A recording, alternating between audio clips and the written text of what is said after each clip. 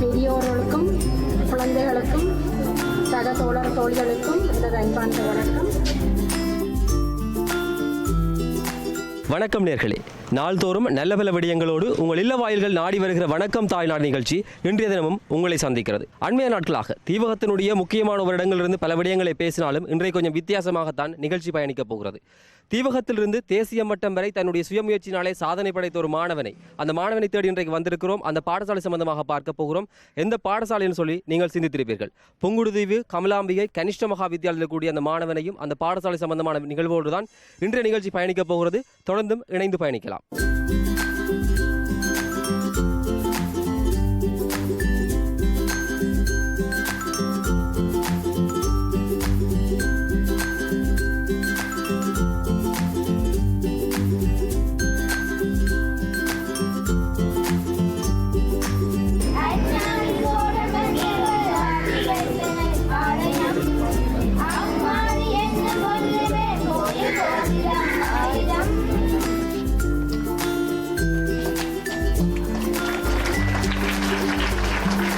நாங்கள் ஒவ்வொரு வெற்றிகளை பெற்றாலும் அந்த வெற்றிகளுக்கு பின் மிகப்பெரிய வலிகளும் சோதனைகளும் இவற்றை தாண்டின சாதனைகள் தான் இன்றைக்கு இருந்து கொண்டிருக்கிறது. இந்த மாணவனை ஊக்கப்படுத்தி இந்த வெற்றிக்கு காரணமாகக்கூடிய ஆசிரியர் ஜேருபியோடு இருக்கிறோம். வணக்கம். முதலிலே இந்த போட்டி சம்பந்தமான ஒரு தெளிவை எங்களுக்கு தாருங்கள். வணக்கம். கல்வி அமைச்சினுடைய சக்தி வள கழகம்தான் இந்த போட்டியினை தொடக்கியது.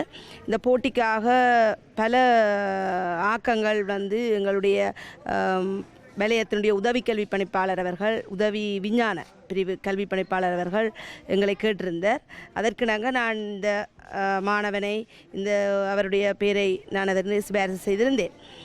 அப்போ இது தொடர்பாக நாங்கள் ஒரு என்ன வகையில் இந்த பொருளை ஒரு ஆக்கத்தை நாங்கள் செய்ய வேண்டும் என்பதை இட்டு நான் மாணவனுடன் கதைத்தேன். என்றால் அவர் உண்மையில் இந்த பாடசாலை ஒரு வளம் குறைந்த பாடசாலை. இப்போ இந்த ஒரு வளம் குறைந்த பாடசாலையில் இருக்கிற ஒரு இந்த மாணவனை நிச்சயமாக சாதிக்க பண்ண வேண்டும். அதாவது இல்லை ஏனைய வலயங்களோடு ஒப்பிடுகின்ற பொழுது இப்போ தீவக வலய எங்களுடைய பிள்ளைகளை மற்றவர்களும் திரும்பி பார்க்க வேண்டும் என்ற ஒரு சிந்தனை எனக்கு இருந்தது. ஏனென்றால் ஏழ்மையான மாணவர்கள், அவர்கள் சாதிக்க வேண்டும், அவர்கள் இருக்கின்ற திறமைகளை நாங்கள் வெளிக்கொண்டு வர வேண்டும் என்ற ஒரு எண்ணம் எனக்குள்ளே இருந்தது.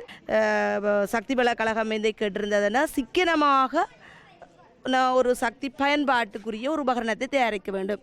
அப்போ உண்மையிலே சக்தி சிக்கனம் என்கின்ற பொழுது எங்களுடைய பிரதேசத்திலே நாங்கள் சிரட்டைகள், ஜாழ்ப்பாணம் என்பது பெனை, உண்மையில பெனை என்று பெனையை தான் இங்கே கூடிய வளம். இப்போ இந்த வளத்திலே இருக்கிற இப்போ ஊமலில் ஒரு எண்ணென்று நாங்கள் ஒரு எரிபொருளாக அதை நாங்கள் பயன்படுத்தலாம். இப்போ நாங்கள் அடுப்புக்குள்ள ஊமலை போட்டு எரிக்கிறோம், அது வேறு விஷயம். ஆனால் இங்கே நாங்கள் என்ன செய்கிறோம்னா, நாங்கள் ஊமலை போட்டுட்டு ஒரு ஃபேன் உண்டை அதுக்குள்ளே சுத்த விடுறோம். அப்போ ஃபேன் தொடர்ந்து சுற்றி கொண்டு இருக்கிறதால அந்த ஊமல் நூறாமல் தொடர்ந்து எரிஞ்சு கொண்டே இருக்கும்.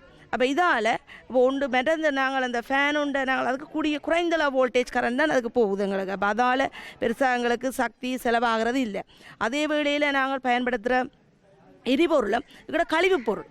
நாங்கள் இப்போ சிரட்டைகளோ அல்லது ஊமல்கள் எங்களுக்கு சுற்றாடலுக்கு கேடு விளைவிக்கின்றது. இப்போ டெங்கு வாரத்துக்கெல்லாம் அவைதான் காரணம், தண்ணி தேங்கியிருக்கு. அப்போ அப்படியான பொருட்களை நாங்கள் இப்படியான சக்தி எரிபொருளாக பயன்படுத்துகின்ற பொழுது எங்களோட சூழலும் பாதுகாக்கப்படும்.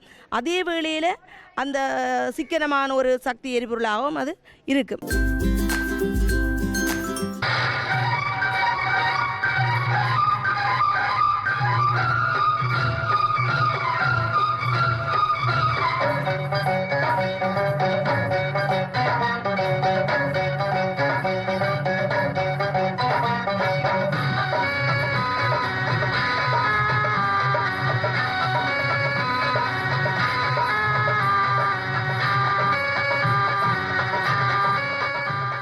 குடாநாட்டிலிருந்து இலங்கை தீவு வரை தன்னுடைய சாதனையை வியாபித்த ஒரு மாணவனோடு தான் நிகழ்வோடு தான் இன்றைய தினம் பார்த்து கொண்டிருக்கிறோம். இது சம்பந்தமாக நாங்கள் தீவக வலயத்தினுடைய வலய கல்வி பணிப்பாளர் திருவாளர் சுந்தரசிவம் ஐயா அவர்கள் எங்களோடு இருக்கிறார். அவரோட சில விடயங்களை பேசிக்கொள்ளப் போகிறோம். வணக்கம் ஐயா அவர்களே, இந்த அடைவு மட்டத்தை பற்றி நீங்கள் என்ன நினைக்கிறீர்கள்? இந்த அடைவு மட்டம் ஒரு தீவக கல்வி வரலாற்று ஒரு பொன்னெழுத்துக்களால் குறிப்பிடப்பட வேண்டிய ஒரு விடயம். இந்த இலங்கை அரசாங்கத்தால் இந்த புத்தாக்க செயற்பாடுகளுக்கு அதிகூடிய முக்கியத்துவம் அளிக்கப்படுகிறது. எங்களோட கடந்த கால கல்வி செயற்பாட்டால் கல்வி அறிவு மட்டம் கூடியிருந்தாலும் கூட ஆய்வு புலங்கள் புதிய பொருட்களை கண்டுபிடிக்கின்ற திறன்கள் மாணவர் மத்தியிலோ மக்கள் மத்தியிலோ வளர்ச்சி அடையவில்லை.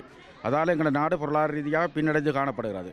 எங்கள் நாட்டில் இப்போவும் கூட கணிசமான அளவு பாவனைப் பொருட்கள் வெளிநாட்டிலிருந்து இறக்குமதி செய்யப்பட்டு அவற்றை அசெம்பிள் பண்ணி நாங்கள் பாவிக்கிறோம். இங்கேயே எங்களோட இயற்கை வளங்களை பயன்படுத்தி எங்களோட தேவைக்குரிய பொருட்களை உற்பத்தி செய்கின்ற மனப்பாங்கு குறைவாக காணப்படும். அதை ஊக்குவிக்க வேண்டும் என்று தான் அரசாங்கம் இந்த போட்டியை நடத்துகின்றது. அப்போ அந்த வகையில் இளம் வயதில் மாணவர்கள் 5 விளையாத 50 விளையுமா இளமையர் கல்வி சிலையில் தந்த மாதிரி இளம் வயதில் மாணவருடைய உள்ளார்ந்த ஆற்றல்களை வெளிக்கொணரச் செய்து அவர்களை ஊக்குவிக்கிற ஒரு நல்ல ஒரு செயற்திட்டமாக இது காணப்படுகின்றது. ஒரு வலய கல்வி அதிகாரியாக இருக்கிறீர்கள். இந்த மாணவர்களுக்கான இந்த செயற்பாடுகளின் போது இந்த வலய கல்வி அலுவலகம் இந்த கல்வி திணைக்களத்தினுடைய பங்களிப்பு எந்த அளவிலே இருக்கிறது? எங்களோட வலய கல்வி அலுவலகத்தில் இந்த செயற்பாடுகளுக்கு விஞ்ஞான பாட உதவி கல்வி பணிப்பாளர் மற்றும் முதன்மை ஆசிரியர் ஆகியோர் இருக்கிறோம்.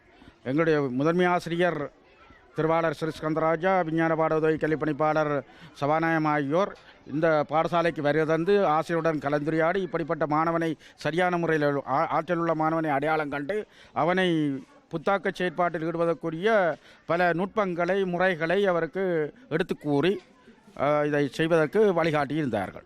இன்றைக்கு மிகச்சிறந்த அடைவு மட்டம் ஒன்று கிடைத்திருக்கிறது. யாழ்ப்பாண தீவிலிருந்து இலங்கை தீவுக்கு எங்களுடைய பெயர் சென்றிருக்கிறது. இவ்வாறான நிலைமைகள் தொடர வேண்டுமாக இருந்தால் கல்வி புலத்திலே உங்களுக்கு என்ன தேவைகளாக இருக்கிறது?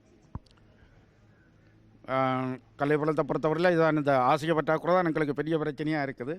மற்றது இந்த பாடசாலைகளில் இடையில் இந்த ஆசிரிய பற்றாக்குறையால் இடைவெளிகள் ஏற்படும் பொழுது அந்த குறுகிய காலத்தில் ஒரு பாடசாலை ஆசிரியர் ஒரு பாடத்துக்கு குறிப்பிட்ட காலத்துக்கு சேவையாற்ற இங்கே நிபந்தனை அடிப்படையில் வருகின்றார். அவர் விலகி சென்றதன் பின்பு உடனடியாக புதிய ஆசிரியர் அந்த பாடத்தை போட முடியாது. கணித பாடம் விஞ்ஞான பாடத்தை போடுறது. இந்த சந்தர்ப்பத்தில் ஒரு ஆசிரியர் இடமாற்றம் பெற்று சென்று புதிய ஆசிரியர் வருவதற்கிடையில் 6-7 மாதங்களில் 1 வருஷ இடைவெளி கூட ஏற்படலாம்.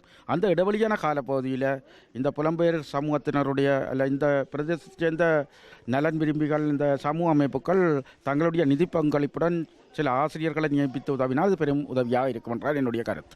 மற்றபடி பகுதிய வளர்த்த தேவைகளை பொறுத்தவரையில் இங்கே இருக்கிற மாகாண சபை உறுப்பினர்கள் சரி, பாராளுமன்ற உறுப்பினர்கள் சரி, கணிசமான அளவு உதவிகளை நல்கி கொண்டிருக்கின்றார்கள். ஆகவே இதுதான் மிக முக்கியம். ஆசிரியர் பிரச்சனை தான் பிரச்சனை. மண் விட்டு சென்றாலும் மண்ணினுடைய பாசமும் பற்றும் இருக்கிற மக்கள் உள்ளவரை இங்கே இன்றைக்குமே எங்களுடைய இனம் வாழ்ந்து கொண்டிருக்கும் என்று சொல்லி எங்களுடைய வலய கல்வி பணிப்பாளர் சொல்லியிருக்கிறார். இது போன்ற வெற்றிகள் இந்த பகுதியில் தொடர வேண்டும் என்று சொல்லி அவருடைய மிகப்பெரிய அவாவாக இருக்கிறது. இன்னும் பல விடயங்களோடு அந்த வெற்றி பெற்ற மாணவனுடைய விடயங்களோடு நாங்கள் பல விடயங்களை பேசலாம். தொடர்ந்து இணைந்திருப்போம். வன்முறைகள் வேண்டாம், இங்கு வாழும் முறைகள் கற்றுத் தாருங்கள். மூத்தரை மதித்து இருப்போம், மூதுரைகள் பல படிப்போம். பள்ளி பாலகனின் பிஞ்சு உள்ளமதை பாலைவன பயிராக்கிடாதே. சாலையிலேயே பாடமதனை சமமாக பயிர்ந்தளிப்பீர். பல வீரங்களை உடைத்தெறிவோம், பல சாலிகளாய் பாதுகாப்பு அளிப்போம். வீரர்களாய் நாம் வீறு கொண்டு தடைகளை அளித்திடுவோம். அன்பினால் அகிலத்தை ஆண்டே கனிவுடனே கதைகள் சொல்லி இனியவராய் வாழ்ந்திடுவோம். இந்த வெற்றி பெற்ற இந்த மாணவனுடைய பாடசாலை அதிபர் திருமதி சீனா ராசரத்னம் அவர்கள் எங்களோடு இருக்கிறார்கள். வணக்கம். வணக்கம். கோட்டம் தாண்டி வலயம் தாண்டி மாவட்டங்கள் தாண்டி மாகாணம் தாண்டி இன்றைக்கு இந்த பாடசாலையினுடைய பெயர் தேசியத்திலே வந்திருக்கிறது. எப்படி இருக்கிறது உங்களுடைய மனநிலை? சாதனையாளர்கள் ஒரு சில பேர் தான் உருவாகுவார்கள். அந்த வகையில் ஒரு பின்தங்கின கிராமமாகிய புங்குடுதீவு மகா வித்தியாலயம் மாணவன், கமலாம்பிய வித்தியாலயம் மாணவன் ஒரு சாதனையாளர் என்பது எங்களுடைய வலியத்துக்கும் நாட்டுக்கும் பெற்றோருக்கும் ஆசிரியருக்கும் பெருமை தரும். இந்த மாணவனுக்கு என்னெல்லாம் தேவைப்பட்டது, அந்த தேவைப்பாடுகள் யார் யாரெல்லாம் நிறைவேற்றி கொடுத்தார்கள்? எமது பாடசாலை ஆசிரியர்கள் எங்களோட வலியத்தால் வழங்கப்பட்ட தர உள்ளூட்டு நிதிகள் மூலம், மற்றது பெற்றோர்கள் அவர்களுக்கு ஆசிரியை கூடுதலாக ஆசிரியை சிவகால ஆலோசகர் அவர்கள் விஞ்ஞான சம்பந்தமாக சகல ஒத்துழைப்பும் அவைக்கு பூரணமாக அவருக்கு வழங்கி கொண்டிருந்தார். டிலெக்ஷன் ஒரு தேசிய மட்ட வெற்றியை பெற்றிருக்கிறார். இதை தவிர உங்களுடைய பாடசாலை வேறு எந்த துறைகள் எல்லாம் சாதித்து இருக்கிறது? எங்களுக்கு இந்த மாகாண மட்டத்தில் பேச்சு போட்டிக்கு போனவர்கள் அந்த வலிய மட்டத்தில் தெரிவு செய்து கிடைக்கவில்லை அந்த இது. அப்படி அந்த ஊக்கத்தை நாங்கள் ஆசிரியர் வள நிரம்ப இருந்திருந்தால் ஊக்கம் கனகாலமாக இந்த பாடசாலைக்கு அதிபர்கள் இல்லாத வெற்றிடமாக இருந்தது. நான் சென்ற வருடம் 2015ஆம் ஆண்டு தான் இப்பாடசாலையை பொறுப்பேற்று, அந்த வகையில் அந்த நல்ல சிப்பிகள் இந்த பாடசாலையில் இருக்கிறார்கள். இந்த கவிதை வாசித்த பிள்ளை அந்த மனப்பாடமாக அவ்வளவு மனப்பாடமாக ஒப்புவித்தது தரம் 5 மாணவி. அப்படி ஒரு வகையில் நல்ல சிப்பிகளை உருவாக்கக்கூடிய ஒரு பாடசாலை, வளம் பொருந்திய பாடசாலை, மாணவ கல்வி அறிவில் நிரம்பின மாணவர்களாக தான் இருக்கிறார்கள். இன்றைக்கு ஒரு தேசிய வெற்றியை பெற்றுவிட்டீர்கள். இதோடு நீங்கள் ஓய்ந்து விடக்கூடாது. உங்களுடைய அடுத்த கட்ட இலக்காக இது இருக்கிறது. இதை பின்பற்ற மற்ற மாணவர்களுக்கும் சகல துறைகளும், இப்போ விஞ்ஞானம் மட்டுமண்டு இல்லாமல் சகல போட்டிகளிலும் பங்கு பெற்றி சாதனையில் மாணவர்களுக்கும் அந்த ஊக்கம் உண்டு. இப்படி ஒரு விழா நடத்தியபடியாக அவர்களுக்கும் தாங்களும் ஒரு ஆர்வம் நிச்சயமாக அவர்களுக்கும் வரும். ஏனைய மாணவர்களும் இந்த டிலெக்ஷனை போல தேசியத்திலே சாதிக்க வேண்டும், இந்த பாடசாலையுடைய பெயரை அடுத்த நிலைக்கு கொண்டு செல்ல வேண்டுமாக இருந்தால் உங்களுடைய தேவைப்பாடுகள் உங்களுக்கு என்னென்னவெல்லாம் தேவையாக இருக்கிறது? எங்களுக்கு நிதி உதவி, அது கூடுதலாக வெளிநாட்டு நண்பர்கள், இப்போ இந்த சாந்தியம்மா அவர்கள் தனி இதாக ஒரு குறுகிய காலத்துக்குள்ளே அதை கௌரவிக்கணும், அந்த பாராட்ட செய்யணும்னு அந்த முன்வந்து அவர் அந்த குறுகிய காலத்துக்குள்ளேயே செய்து முடித்தார். நாங்கள் அப்போ எங்களோட கல்வி அமைச்சினால் அந்த சான்றிதழ் வந்த பிற்பாடு தான், மாகாண சான்றிதழை விட அந்த சான்றிதழ் வந்த பிற்பாடு செய்வோம் என்று தான் பழைய மாணவர்கள் இங்கே புங்குடுதீவு வாழ் பழைய மாணவர் சங்கம் கூறினார்கள். இப்போ அவர் சொன்னார், அது அங்கே இருந்த உங்களுக்கு நம்பிக்கையான வலிய தாலி எல்லாராலும் அங்கீகரிக்கப்பட்டு வந்த காரணத்தால் அவாவுக்கு செய்வதற்கு அனுமதியை வழங்குங்க.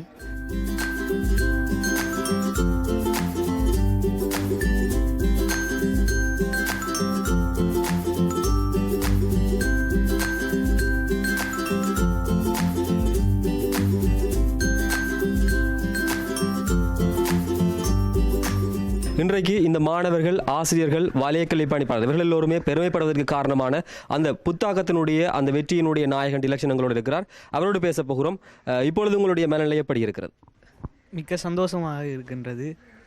இந்த சாதனையை படைத்ததற்கு எனது ஆசிரியர் தான் எனக்கு பெருமுதவியாக இருந்தார். அவரை நான் பாராட்டுகின்றேன், நன்றியை தெரிவித்துக் கொண்டிருக்கிறேன். ஆரம்பத்தில் நீங்கள் பல கஷ்டப்பட்டு இந்த பணியை தொடங்கியிருப்பீர்கள். இந்த புத்தகத்தை செய்கிற போது வித்தியாசமான தோல்விகள் எல்லாம் வந்திருக்கும், சில படிமுறைகள் சரி வந்திருக்காது. அப்போதெல்லாம் உங்களுடைய மனநிலை எப்படி இருந்தது? நாங்கள் தேசிய மட்டத்துக்காக கொழும்பு சென்றிருந்த போது என்னுடைய அடையாள அட்டையை விட்டு போயிட்டேன். அடையாள அட்டை இருந்தால் தான் நாங்கள் அந்த போட்டியில் கலந்து கொள்ளலாம். அப்போ எனக்கு ரொம்ப கஷ்டமாக இருந்தது. இவ்வளோ தூரம் போயும் அடையாள அட்டை விட்டுட்டு போனதால் நான் போட்டியில் கலந்து கொள்ள முடியாமல் போகுதுண்டு. பிறகு டீச்சர் ரொம்ப அழுதா. பிறகு எனக்கு கஷ்டமாக தான் இருந்தது. டீச்சர் அனுமதி வேண்டின பிறகு நான் ரொம்ப சந்தோஷப்பட்டேன். அதுக்கு டீச்சர் தான் காரணம். நன்றி. ஆரம்பத்தில் இவ்வளோ கஷ்டமெல்லாம் தாண்டி தேசியத்திலே ஒரு முதலாம் இடம் பெறுவது என்பது மிக அரிதான விடயம். அந்த விடயத்தை பெற்றிருக்கிறீர்கள். இப்பொழுது உங்களுடைய மனநிலை எப்படி இருக்கிறது? மிக்க சந்தோஷமாக இருக்கின்றது. சரி, உங்களுடைய இலட்சியம் இன்றைக்கு வந்து ஒரு புத்தாக்கத்தை செய்திருக்கிறீர்கள். ஒவ்வொருவருடைய வாழ்க்கையிலுமே ஒவ்வொரு இலட்சியம் இருக்கத்தான் செய்யும். உங்களுடைய வாழ்வினுடைய இலட்சியம் எதாக இருக்கிறது? பொறியியலாளராக வர்றது தான் என்னுடைய இலட்சியம். நாங்கள் நிகழ்ச்சியை பார்க்கிற போது அதிகமானவர்கள் வந்து உங்களோட பேசிக்கொண்டார்கள், படம் எடுத்துக்கொண்டார்கள். இவர்களுக்கெல்லாம் நீங்கள் சொல்ல வருகிற செய்தி என்னவாக இருக்கிறது? இந்த நிகழ்ச்சியை செய்ததுக்கு எல்லாருக்கும் நான் நன்றி கூட கடமைப்பட்டிருக்கிறேன். அவையில் என்னோட எடுக்கிறன்ற அவையில் எல்லா மாணவர்களும் ஒவ்வொரு சாதனையை படைக்கணும்னு எனக்கு ஆசையாக இருக்குது. தனியே தான் மட்டும் சாதித்தால் பத்தாது, இந்த இருக்கக்கூடிய ஏனைய மாணவர்களும் இந்த துறையிலே சாதிக்க வேண்டும், ஒரு பொறியியலாளராக வந்து பணியாற்ற வேண்டும் என்று சொல்லி மிகப்பெரிய எதிர்பார்ப்புகளோடு பயணிக்கிற எலெக்ஷன் இருக்கிறார்.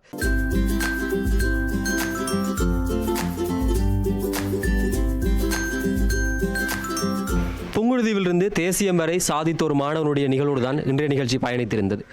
முயற்சித்தால் முடியாது எதுவும் இல்லை என்று சொல்லி நிரூபித்த அந்த மாணவன் புங்குடுதீவு கமலாம்பிகை கனிஷ்ட மத்திய மகா வித்தியாலயத்தினுடைய மாணவன் டிலெக்ஷன். அவனுடைய சாதனைகள் மூலம் இன்றைக்கு அவனுடைய பெற்றோர், அவர் சார்ந்த சமூகம் இன்றைக்கு நிமிர்ந்திருக்கிறது. இவைகளெல்லாம் எங்களுடைய வாழ்க்கையினுடைய மிகப்பெரிய அடித்தளங்களாக படித்தளங்களாக இருக்கிறது. இவற்றை பின்பற்றி நாங்களும் வாழிலே முன்வர வேண்டும் என்கிற ஒரு செய்தியோடு நாங்கள் இந்த நிகழ்ச்சியின் இந்த அத்தியாயத்தை முடிவு கொண்டு வரப்போகிறோம். அருமையினர்களே, நிகழ்ச்சியினுடைய மற்றொரு நிகழ்ச்சியில் சந்திக்கும் வரை உங்களிடமிருந்து விடைபெற்றுக் கொள்கிற நான் என்றும் உங்கள் அன்பின் உஷாந்தன். வணக்கம் நேர்களே.